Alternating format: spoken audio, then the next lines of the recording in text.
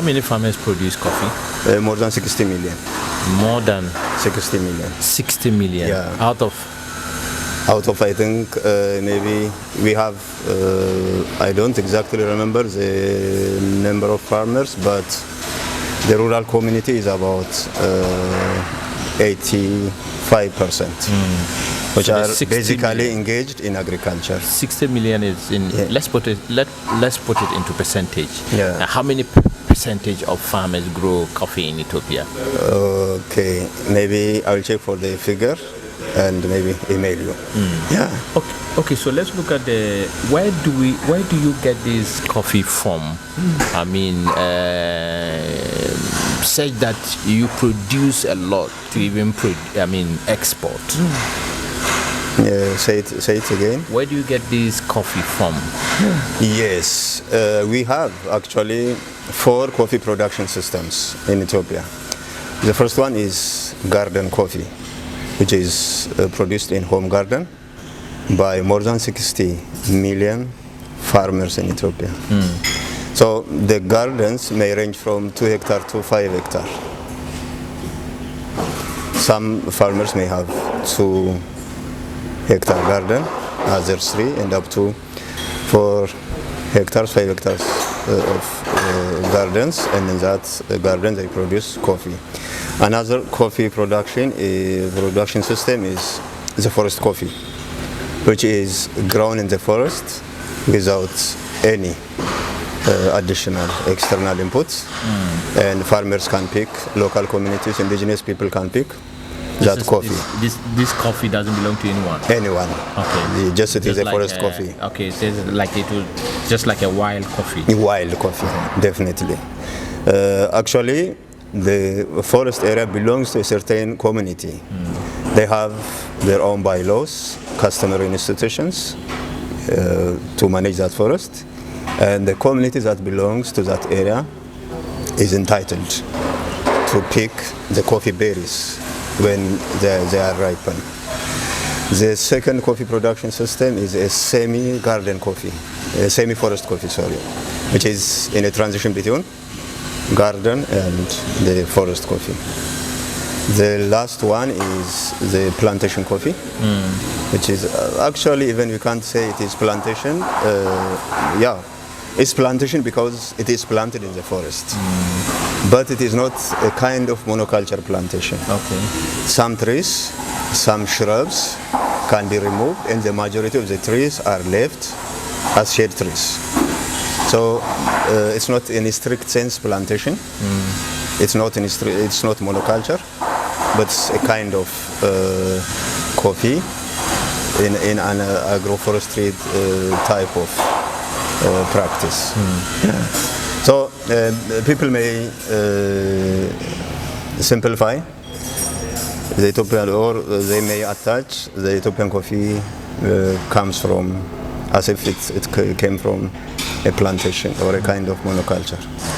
But the reality is more than 90% of the coffee production is from the garden of smallholder farmers. So that should be really needs to be understood. The garden of smallholder farmers. Yeah.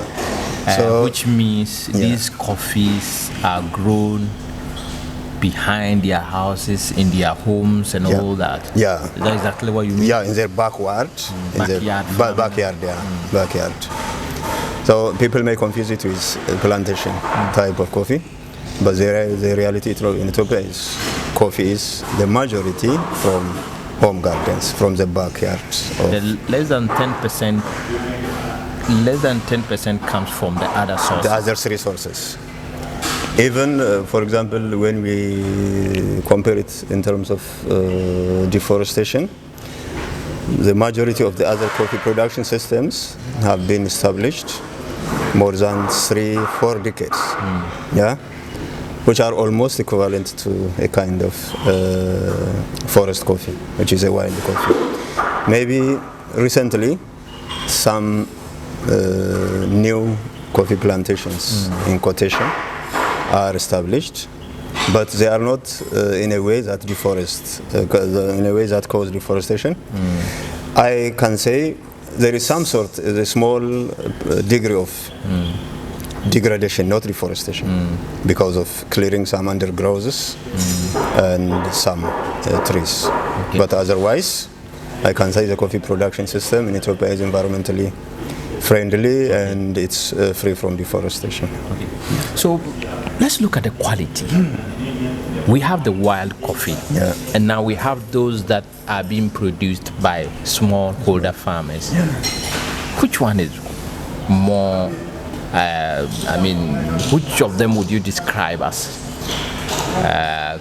good quality coffee? I think depending upon the management, both can be considered with their own good quality. For example, in the case of garden coffee, the farmers can intensively manage the coffee by providing organic inputs, organic fertilizers, compost and others. They can also conduct the canopy management of shade trees. So in that case, the garden coffee performs better than the forest coffee, because in the forest coffee, the canopy management is not carried out. So in that case, some of the coffee berries may not get enough sunlight and also air. So in that case, the quality or the flavor may degrade. But according to my understanding, the garden coffee, because of the good management that is carried out on daily basis, it can have a good chance to get sunlight and aeration, and also it gets compost. And in that case, I think its quality is better. Let's look at the cultural practices. Yeah, cultural practices. The cultural practices. Cultural practices, the input provision as well as the canopy management is carried out. Are these organic? Organic.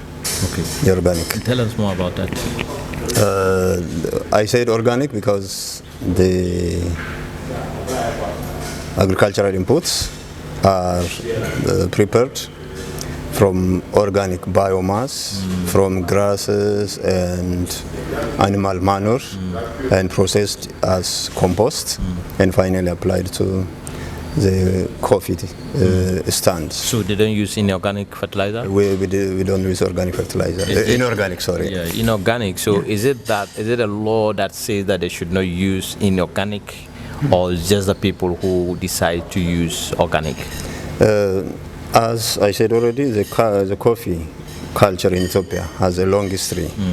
So even the emerging of the inorganic fertilizers, people have their own way, traditional and indigenous way of applying and producing organic coffee. Okay. So that has been continued. And also the current requirement internationally is for production of organic coffee without adding external fertilizers. So we have the application of organic fertilizer culture beforehand. So this has been continued in Ethiopia. Also, we have a lot of biomass.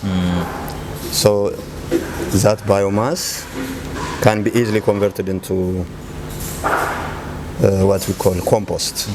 So there is no need to buy inorganic fertilizers because they have already ample biomass for production of organic fertilizers. So the farmers, the smallholder farmers, what is their income level if they are those producing more than 90% of the coffee in Ethiopia? Which eventually most of them are being exported. What is their level of income and their standard of living? People in coffee production area in Ethiopia, they have a good living standard. But because of the small farm coffee plots, which range between 2 and 4 hectares, they are not in a position to export the coffee. The exporters are wholesalers trading organizations and cooperatives who buy the coffee from smallholder farmers. Actually, currently the smallholder farmers are now members of cooperatives in their locality, which is also organized into a union at higher level. So the cooperatives buy coffee from individual smallholder farmers.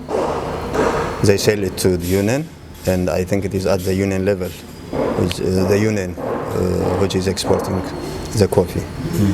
So coffee is a cash crop, and the majority of the income for these smallholder farmers is from coffee production. Yeah. So, do we know how much an acre of coffee farm would produce? In terms of quintal, in terms of money? In terms of money? Yeah. In terms of yield? Okay. Actually, I don't have that information. Maybe I can provide you with email. Okay. Yeah. Okay. So, let's look at Ethiopian coffee and other countries. How did we, especially in East Africa, we have some countries that also produce coffee. Did they get it from Ethiopia? Sorry? Did they get it from Ethiopia? Coffee? Yes. I think the destination for the majority of the Ethiopian coffee is European market, America, and Asia. Yeah. I'm talking about the plantation itself. Yeah. In Kenya, for instance, Yeah. we have coffee there, Yeah. and some other East African countries. And I'm asking whether these countries got their coffee from Ethiopia. I don't have any information because coffee is an export commodity. The majority of the destinations are Europe, America, and Asia. So, but coffee, you said coffee originated from Ethiopia. Yeah. So that would mean that if it is originated from Ethiopia, somebody might have sent it to the other countries. Okay, but there are other varieties. For example, the variety in Brazil is coffee robusta, something like that. There are different varieties of coffee. Now I am talking about the origin of coffee Arabica, which is Ethiopia. Yeah. All right. So, your final words? I think I am really impressed by your effort to make clear the misperception many people have on Ethiopian coffee, considering it as if a coffee from plantation. I think people are worried about the European Union deforestation regulation. Because of that, they might think that it might affect the Ethiopian coffee market and coffee production, because they assume that the Ethiopian coffee comes from monoculture. But the reality is it's from home gardens. So it is a good opportunity to make clear for others who view your media with this information from Ethiopia. Thank you.